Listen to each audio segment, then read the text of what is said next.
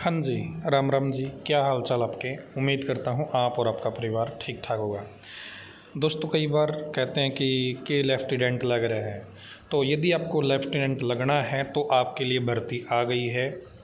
NDA के माध्यम से आप लेफ्टिनेंट लग सकते हैं। नोटिफिकेशन आपका रिलीज हो गया है।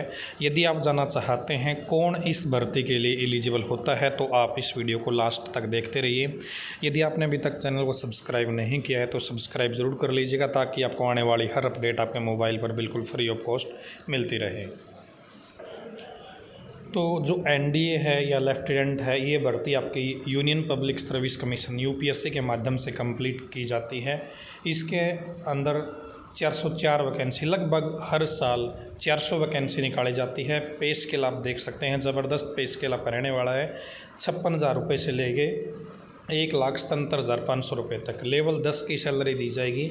ये जो 400 वैकेंसी है, ये ऑल इंडिया लेवल की वैकेंसी है जी। ऑल इंडिया के कैंडिडेट इसके लिए एलिजिबल हैं।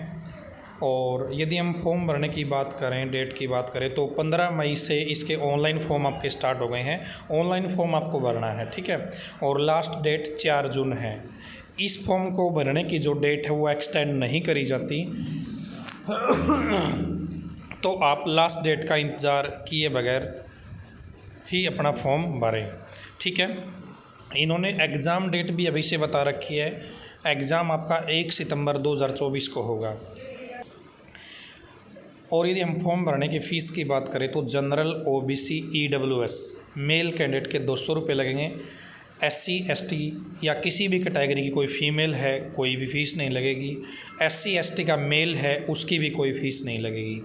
जिन भी लोगों को ये फ़ीस भरनी है, general OBC EWS male candidate को, ये फ़ीस भी आपकी ऑनलाइन मोड में ही जमा होगी, ठीक है। अब बात आती है एज लिमिट की, तो इसमें छोटी सी उम्र में ही आप लोग लेफ्टिनेंट लग सकते हो। इस भर्ती के लिए केवल अनमैरिड अविवाहित कैंडिडेट ही भाग ले सकते हैं, मेल भी और फीमेल भी। आपका जन्म 2 जनवरी 2006 से लेके 1 जनवरी 2009 इन दोनों डेट के बीच में होना चाहिए, ना इनसे पहले ना इनके बाद में। यदि आपका डेट ऑफ बर्थ इन दोनों के बीच में आता है तो आप एलिजिबल हो लेफ्टिनेंट लगने के। यदि हम हाइट की बात करें तो जो एनडीए की भर्ती है, ये अलग अलग कई ब्रांच मिलकर निकालती है। आर्मी विंग है, फ्लाइंग विंग है, ठीक है। तो आर्मी में यदि आप लगना चाहते हो, आर्म्ड फोर्सेस में, तो 157 सेंटीमीटर हाइट है। यदि आप फ्लाइंग ब्रांच में लगना चाहते हो तो 163 सेंटीमीटर हाइट है, ठीक है जी।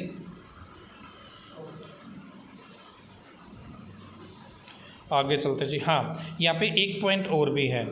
जो बच्चे 18 साल से कम उम्र के हैं उनको 2 सेंटीमीटर की हाइट में छूट दी जाएगी एग्ज़ाम टाइम पे, ठीक है जी। तो अब बात आती है क्वालिफ़िकेशन की। तो आर्मी विंग में आपको लगना है तो 12वीं पास, किसी भी स्ट्रीम से आपने 12वीं कर रखी है, चाहे आपने आर्ट्स से कर रखी है, कॉमर्स से कर रखी है, साइंस से कर रखी है, मेडिकल नॉन मेडिकल, कोई मैटर नहीं है, आप आर्मी विंग में जा सकते हैं। यदि आप एयरफोर्स या नावल विंग में जाना चाहते हैं तो 12वीं होनी चाहिए आपके पास फिजिक्स केमिस्ट्री मैथ में, यानी कि नॉन मेडिकल आपके पास होनी चाहिए 12वीं में, तो आप एयरफोर्स में जा सकते हैं, एनडब्ल्यू में जा सकते हैं। उसके बाद में है नावल एकेडमी एनए। यदि आपको इसके अंदर जाना है तो भी आपके पास क्या है, नॉन मेडिकल होनी चाहिए 12वीं से, ठीक है। आगे चलते हैं जी। यहाँ पर यदि हम अलग अलग वैकेंसी की बात करें तो आर्मी की 208 वैकेंसी है, नेवी की 42 वैकेंसी है, एयरफोर्स की आपकी 92 वैकेंसी है।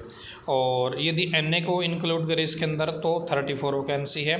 टोटल 404 वैकेंसी यहाँ पे हो जाती है और लगभग हर साल इतनी वैकेंसी ही आती हैं।